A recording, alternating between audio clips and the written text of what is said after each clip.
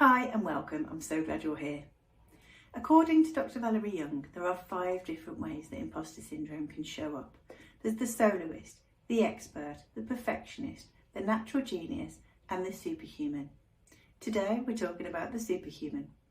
People who suffer with imposter syndrome often have the same internal dialogue going on. They feel like a fraud, like they don't deserve to be where they are.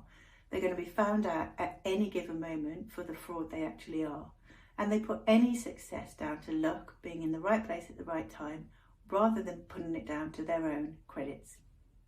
Big feelings of inadequacy and fear of failure lead to self-doubt and quite often self-sabotaging behaviours as well.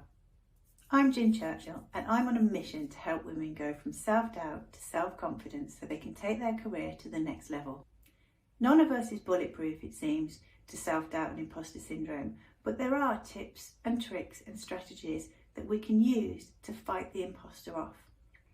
I've been learning these strategies, tips and tricks for over 10 years now, and the more I learn and grow, the more I can help other women to do the same. I release a new video every week, so if you don't want to miss out, hit the subscribe button down below and you'll get a notification every time there's a new one. The superhuman then feels the need to excel at absolutely everything they do in all walks of life.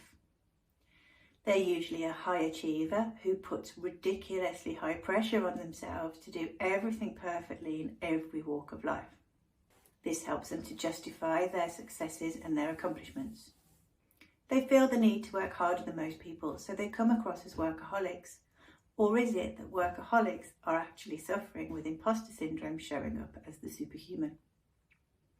The superhuman imposter is incredibly self-critical, so the internal dialogue going on for these guys is absolutely deafening. Those mind monkeys are wreaking havoc. So here's a question. Is there a bit of superhuman going on in you? You can take the Do You Have Imposter Syndrome quiz to find out. I put this quiz together because imposter syndrome shows up in so many different ways, and I think it's really important for you to be able to understand whether you've got healthy self-doubt going on or whether there is actually a bit of imposter syndrome causing potentially some self-sabotaging behaviours for you. If you recognise they're there, it's the first step to being able to overcome them, so take the quiz, the link's right below this video. If you are a superhuman type, you're often the person who's in the office first thing in the morning and staying late every night. You feel the need to work harder than everybody else because you think you're the fraud amongst all of the colleagues who know what they're doing. These insecurities, though, will often lead to working way too hard. Burnout, overwhelm will surely follow. The superhuman then, of course, gets home and finds themselves staying up half the night to make sure their home life is equally as finished as work life.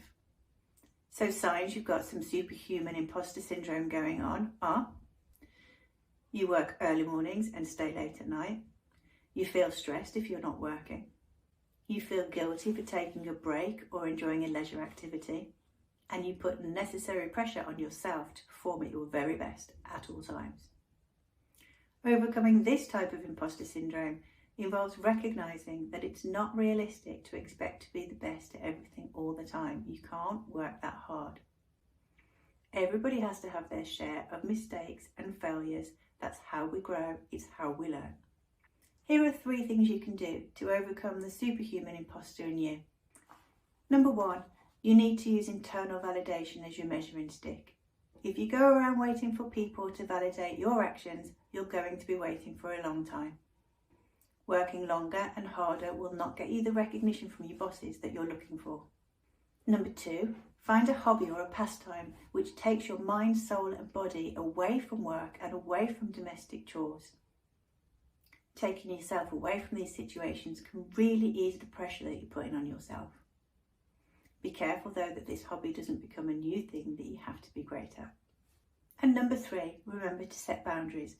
Workaholics often find it difficult to say no to people, and that only compounds the imposter within. What's your type? Are you a superhuman imposter? Take the Do You Have Imposter Syndrome quiz now to find out.